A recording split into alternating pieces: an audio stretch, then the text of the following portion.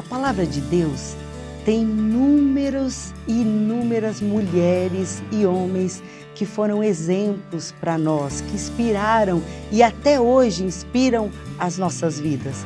No programa de hoje, Mulheres Inspiradoras, nós aprenderemos com a Dani, com a Vilma, uma história poderosa, maravilhosa de uma mulher que nos inspira até hoje.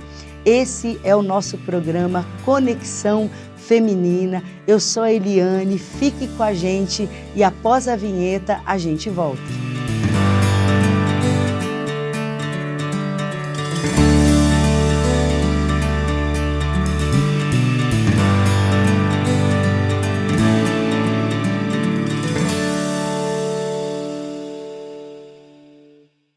Olá, graça e paz. Estamos aqui mais uma vez no nosso quadro Mulheres Inspiradoras e mais uma vez contando com a presença da missionária Vilma. Seja muito bem-vinda, Vilma. Muito obrigada, é um prazer estar mais uma vez aqui com vocês.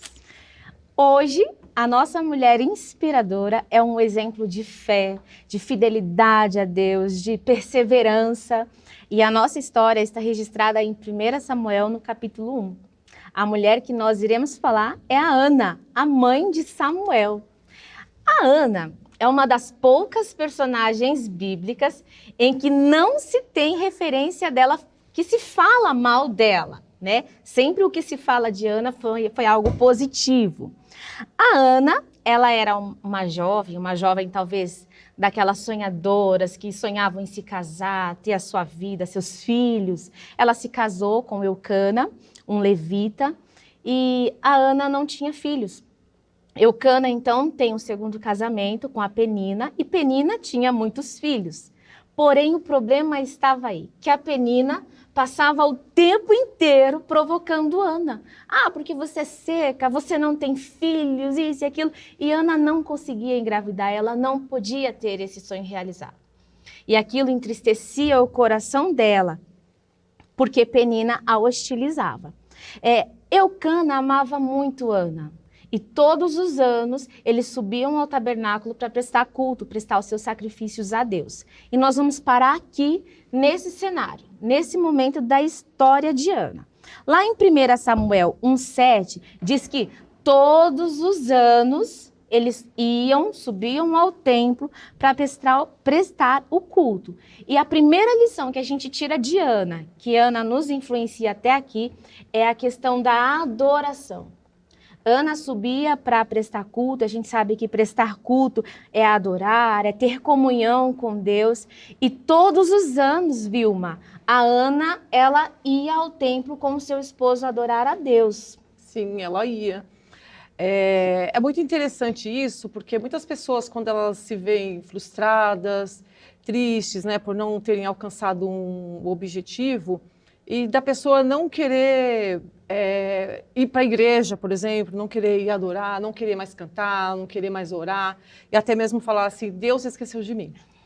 E a palavra diz que ela ia junto com o marido, ano após ano, eles iam, né, ao tabernáculo, ele ia lá oferecer o sacrifício anual, e ela ia junto. Então, ela era uma adoradora, independente das circunstâncias.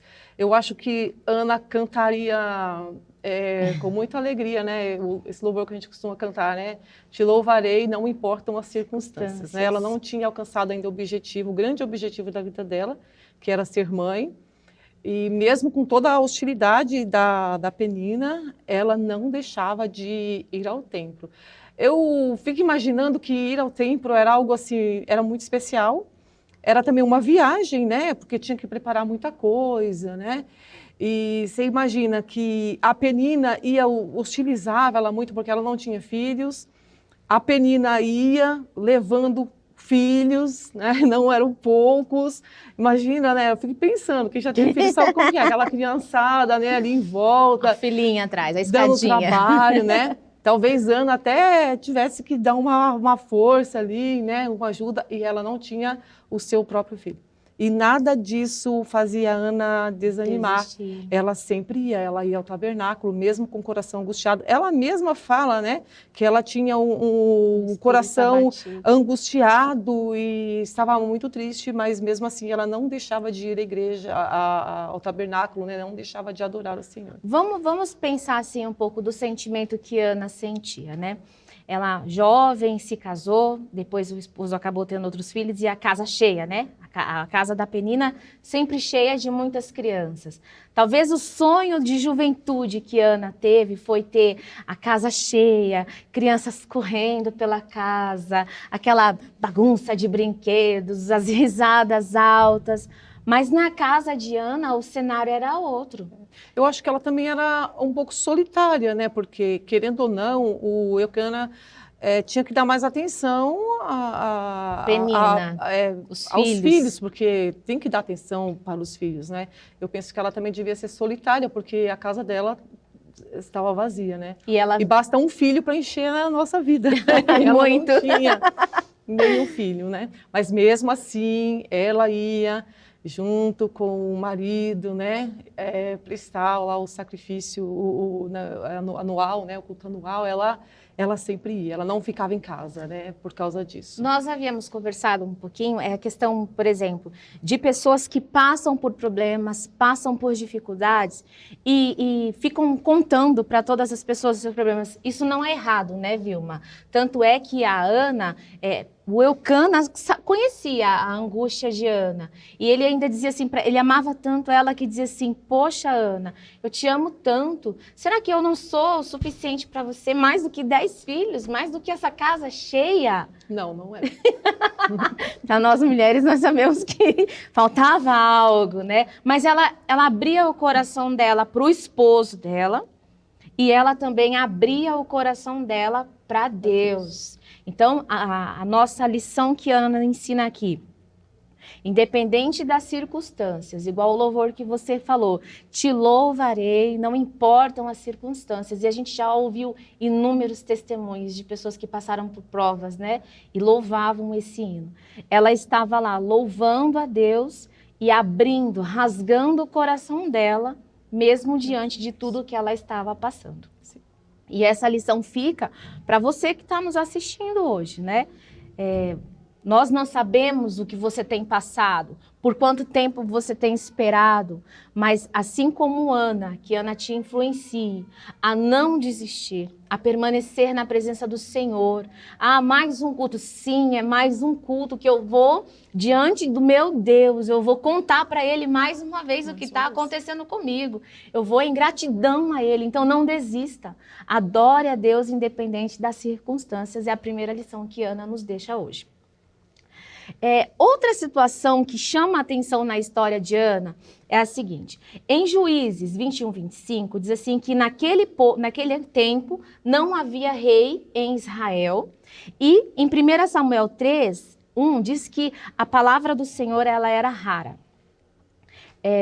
Era escassa, né? Naquele tempo Deus não falava, não existiam muitos profetas, não era como nós temos hoje, talvez, pessoas usadas. Não, porque na verdade o povo não estava disposto a ouvir, né? Cada um fazia o que bem queria, o que achava que estava certo, né? Então, talvez a palavra estava escassa naqueles dias porque não existiam pessoas dispostas a ouvir e obedecer, né? Isso. E Ana passou muito tempo pedindo a Deus um filho.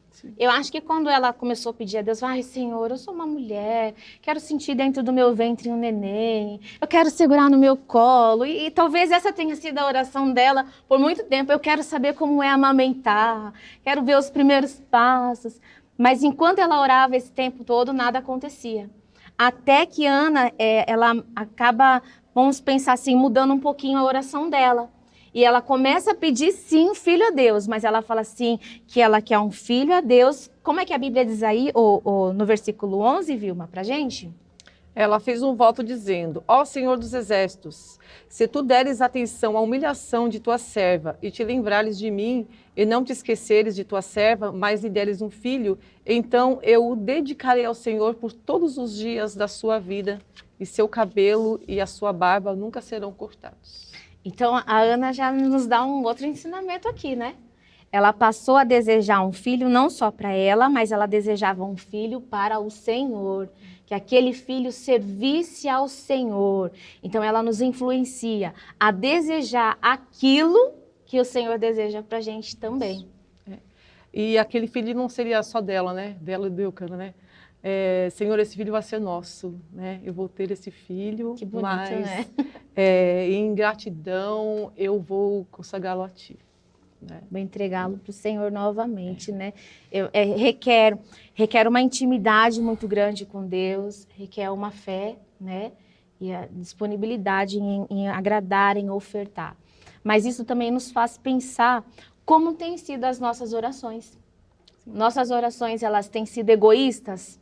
Nossas orações têm sido visando o quê? Ou nós temos buscado orar, colocar as nossas causas diante de Deus, mas que as nossas causas estejam também de acordo com os planos que Deus tem para a nossa vida. Precisa estar alinhado com a vontade de Deus. E quando receber também, né? Eu já vi gente, eu já vi coisa nessa vida, hein? Eu já vi pessoas orarem por muito tempo e colocar a gente para orar junto, e depois que recebe a bênção, para de congregar, nem na igreja volta para poder agradecer. Ou então ela sai da presença de Deus porque ela se envolve tanto com aquela bênção que ela queria, com aquele sonho, né? Ou um trabalho, sei lá, um curso, algo que era muito difícil, né? E quando ela alcança, ela se envolve tanto. Fica muito ocupada. E começa a ficar distante, né? Cadê a fulana? Ai, não está envolvida com isso, com aquilo, né? Ah, não, eu estou sem tempo. E se envolve tanto com aquilo que recebeu, ao ponto de se afastar da presença do Senhor. E Ana, então, ela não ia correr esse risco, porque ela estava entregando, devolvendo, né, aquele filho que ela tanto pediu, ela estava consagrando esse filho ao Senhor. Sabia que teria que voltar lá para devolver também, né? Devolver também. Outra coisinha que nós observamos em relação a Ana é assim, ela chegou ao templo, como todos os anos fazia, se ajoelhou, e a Bíblia diz que ela ficava mexendo os lábios, chorando muito a ponto de soluçar, e o sacerdote Eli olhava ela distante e ficava intrigado com aquela mulher. Falou assim, não é possível que essa mulher veio embriagada aqui pro templo, bêbada. Né? Como isso é possível? E aí ele chega até ela e fala, mulher, você está embriagada? E aí ela fala assim, não, Senhor, eu só sou uma mulher com a alma aflita, com a alma angustiada. Vale a pena ler, né? Ela diz assim, olha, eu estava derramando a minha alma diante do Senhor. Eu estou orando aqui por causa da minha grande angústia e tristeza. Talvez ela não estava nem pedindo mais, né? Ela estava só ali falando, ai, Senhor, eu tô triste, eu tô angustiada, eu já esperei muito tempo. E ela chorava, soluçava. E quantas vezes a gente já ajoelhou desse jeito, né? De chegar diante de Deus e ajoelhar destroçada, né? Como Ana, angustiada, acabada. E o sacerdote falava assim, levantou, ele não procurou saber o que ela estava acontecendo, né?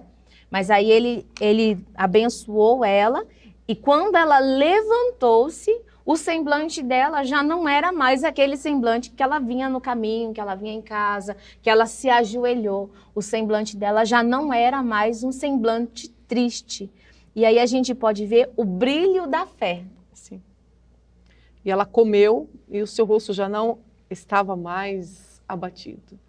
Então tem gente que também para de comer, né? Porque está triste com alguma coisa, angustiado. Era o caso da Ana, né? Ela tinha parado de comer, ela não comia, ela só chorava, né? Estava meio deprimida já, deprimida, né? Então quando ela levanta daquela oração, ela não estava grávida, ela não levantou grávida da oração, mas ela levantou consolada. Eu penso assim que independente do que fosse acontecer na vida dela, daquele momento em diante, se ela fosse ter esse filho ou não, ela estava consolada, né? Deus ouviu a oração dela, ela levantou com um semblante diferente, né? Ela foi consolada pelo Senhor e daquela dor que ela sentia, aquela tristeza, ela foi consolada, ela se levantou, ela comeu, e ela não estava mais... O semblante dela já brilhava, né? Abatido. E quantas vezes, né, Vilma? Quantas vezes nós ajoelhamos destruídos e levantamos com a cabeça erguida, porque sabemos que entregamos a Deus a nossa causa. Não será mais nós que guerrearemos por aquilo, mas colocamos nas mãos do Senhor e aí já levantamos já animadas, consoladas, com a fé em dia. Reavivada, né? Com a fé reavivada. E aí o exemplo que a Ana influencia aqui é isso, é nós alimentarmos a nossa fé. Como que a gente pode alimentar a nossa fé, Vilma? Orando, falando com Deus, né? Meditando na palavra do de Senhor. Deus. A nossa postura diante dos problemas não seria ficar deprimida, se lamentando, chorando, mas buscar respostas, buscar soluções naquele que pode responder. Sim. E derramar, né? Se derramar diante do Senhor, assim como ela fez. Né? Se derramar assim, é uma oração muito profunda, né? Onde você fala tudo que você está sentindo, né? Você coloca tudo para fora que você está sentindo, sua angústia, sua tristeza, sua raiva, sua decepção. Então é preciso fazer isso diante de Deus. Às vezes a gente se ajoelha diante de Deus com aquela oração protocolar, né?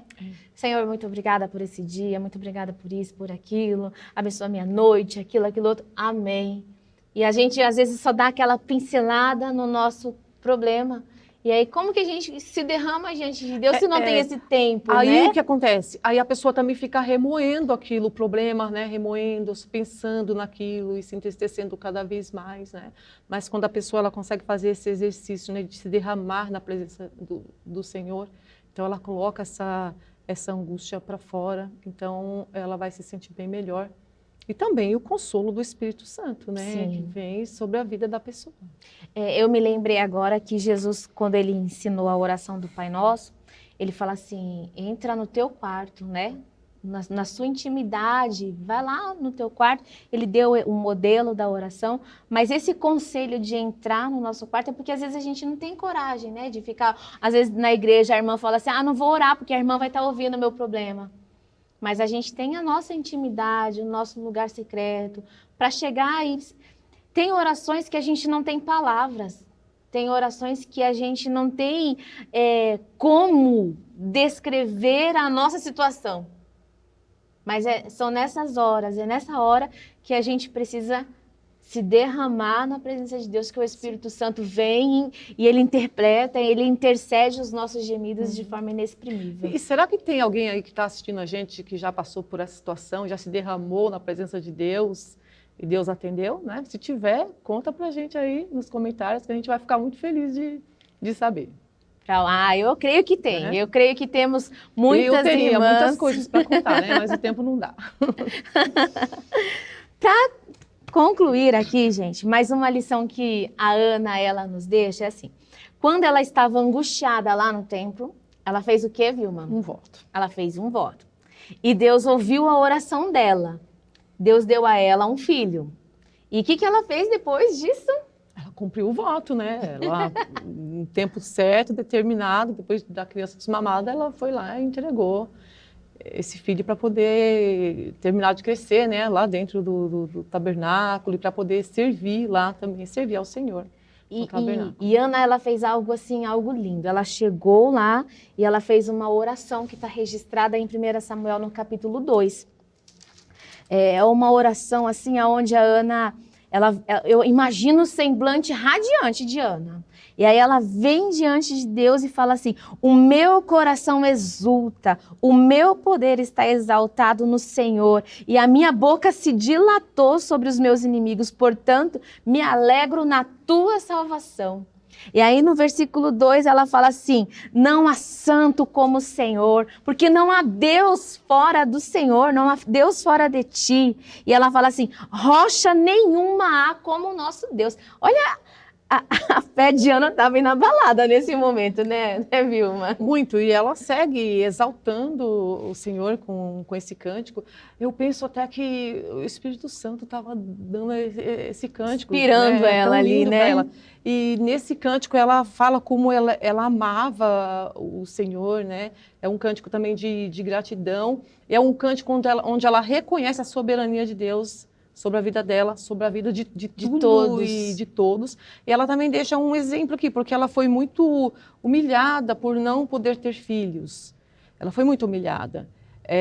Mas o Senhor olhou para ela, a abençoou e a exaltou. Então aqui ela deixa também uma lição para as pessoas que são orgulhosas, que são arrogantes, que pisam nas outras, né? Que se sentem melhores que as outras, que se exaltam, né? Nós estávamos comentando que a Penina, ela ficava se gabando o tempo inteiro para Ana, porque a Ana não tinha filhos. Então ela ficava, eu tenho não sei quantos filhos, você é seca, você é triste, você é aquilo, aquilo outro. Ela se gabava porque talvez ela pensasse que ela tinha os filhos dela por mérito próprio, né, Vilma? Sim, Ana, ela sabia que ela teve aquele filho não porque ela era boa, ela era merecedora, porque ela tinha capacidade de gerar, mas ela teve aquele filho porque Deus permitiu. Já a Penina não, a Penina achava que ela tinha muitos filhos porque Era boa, né, ela era maravilhosa, né, super fértil, né, e não achava que aqueles filhos que ela teve era por permissão de Deus, né, e Ana sabia mais do que ninguém que aquele filho que ela teve foi por graça de Deus, foi um presente de Deus. E ela não para por aí na adoração, ela fala assim que Deus, ele é aquele que levanta o caído, que dá vida, que tira a vida, que levanta do pó, o pobre do pó, desde o monturo, exalta o necessitado. E a gente ouve tanto falar nisso, né? Que Deus é poderoso. E Ana estava aqui neste momento, reconhecendo que não há nada impossível para este Deus. É um exemplo, assim, de fé, de conhecimento de quem Deus é. Sim. E também de persistência e perseverança, porque assim, se Ana desiste, eles iam anualmente. Se Ana desiste um ano antes, ela não teria vivido esse milagre. Né? Talvez a gente não estivesse aqui falando de Samuel.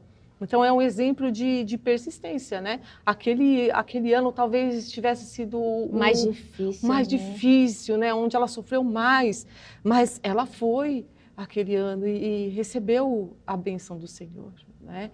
E ela não sabia, mas ela seria mãe de um grande homem de Deus, um grande servo do Senhor, né? Um profeta, um juiz, um sacerdote, uma referência espiritual muito importante para o povo naquele tempo, né? De desordem, né? De tanta rebeldia. Foi também o profeta que ungiu, o sacerdote que ungiu o primeiro rei de Israel. Saul, o segundo também, porque ele também ungiu o rei Davi. Uma pessoa muito importante, né? E ela não sabia que isso tudo ia acontecer na vida dela. Sabe que a história de Ana me lembra também a história de Zacarias e de Isabel, porque os pais de João Batista, né? Uhum. Porque eles pediam filhos ao Senhor. Zacarias orava pedindo filhos ao Senhor. E quando ele está lá na velhice dele, ele está lá no templo, né, no turno dele lá, fazendo o serviço. E aí o anjo do Senhor chega um pouco atrasado, né? Quantos anos atrasado? Quantos anos atrasado? Para Zacarias estava atrasado, né? Mas para Deus estava no tempo certo. E fala, Zacarias, suas orações foram ouvidas. Ou seja, Deus não ouviu a oração de Zacarias quando ele ainda era jovem. Com um propósito. Imagina que Zacarias não sabia, mas o filho dele, ele lia a palavra de Deus, ele lia o profeta Isaías, né? Ele lia, por exemplo, Malaquias, e ele não sabia que a profecia, por exemplo, de Isaías 43, era sobre ele. Que ele, João Batista, seria aquele que vinha para preparar o caminho do Senhor. E ele tem esse filho, então, já idoso, né? Com a Isabel. Deus não respondeu no tempo que seria certo, de propósito, porque tinha um plano. João Batista ele viria antes, né? Antes que Jesus começasse o seu ministério, ele vinha primeiro, tanto que batizou Jesus. Então, assim, ele não sabia, mas Deus tinha um plano sobre ele. E mesmo naquela idade, né, o anjo chega e fala, olha, suas orações foram ouvidas. Então não desanime, viu? As suas orações ainda podem ser ouvidas, né? Talvez assim não demore tanto, mas Se demorar, espera, né? Porque Deus Eu acredito responde. que não, talvez. Eu diria com certeza. Deus, Ele ouve as nossas orações. Só que Ele responde no tempo dele. Porque a nossa visão é uma visão muito limitada, é micro. Mas Deus, Ele tem o controle de todo o universo, né? E assim como Zacarias não sabia que seria pai de João Batista, que batizaria Jesus. E aquele nascimento precisava ser daquela forma, né? Daquele jeito, milagrosa. naquele Era um tempo. sinal, era um sinal, porque quando vai falar também com a Maria, ó, você vai ficar grávida, mas como assim? Olha, confia no que eu estou falando, porque a Isabel já está no 6º mês. A Isabel. Então, se ela já está no 6º mês, então... Eu acredito. Eu acredito. E ela correu lá para poder visitar a prima, né? Então, assim, Zacarias e Isabel não sabiam que Deus tinha um plano para eles. Eles achavam Assim que como a Ana não também esperavam mais não. nada da vida, né? Aliás, mais nada não esperavam tanta coisa, né? Mas aí eles tiveram A linda surpresa. A linda surpresa, o João, né? Que foi também um profeta poderoso. Então Assim a gente não como- pode desistir, né? Porque Deus tem planos. A Ana também, pra igual nós. você falou. A Ana queria só um filho, ela só queria um neném para ela abraçar, para ela dar aquele cheirinho, aqueles beijinhos na barriga do neném, para ela pôr no seio dela. Ela só queria um neném. Mas a partir do momento que ela falou assim, Deus, eu quero um filho que é para dar para o Senhor. Olha só como Deus mudou todo o cenário. E quem foi Samuel? O grande exemplo para nós até hoje, né? Um grande servo de Deus, ouvia a voz de Deus, tinha aquele contato com Deus. E da mesma forma hoje nós queremos dizer para vocês, meninas, para vocês mulheres que estão aí, não só para as mulheres, né? Para todos aqueles que estão nos ouvindo, persistam, confiem no Senhor. Analisem se o que vocês estão pedindo a Deus está de acordo com a vontade de Deus. Mesmo que a gente não conheça a vontade de Deus, mas nós temos a palavra que nos guia, que nos orienta. E tenhamos um coração agradecido a Deus, porque no tempo certo, pode estar demorando a sua resposta, pode estar demorando para o seu milagre chegar, mas Deus, ele tem um tempo certo. E outra coisa, os nossos planos, às vezes não são iguais aos planos do Senhor, porque os planos do Senhor são melhores que os nossos. E a Bíblia diz assim que ele tem planos de paz e não de mal, para dar aquilo que ele deseja para nós.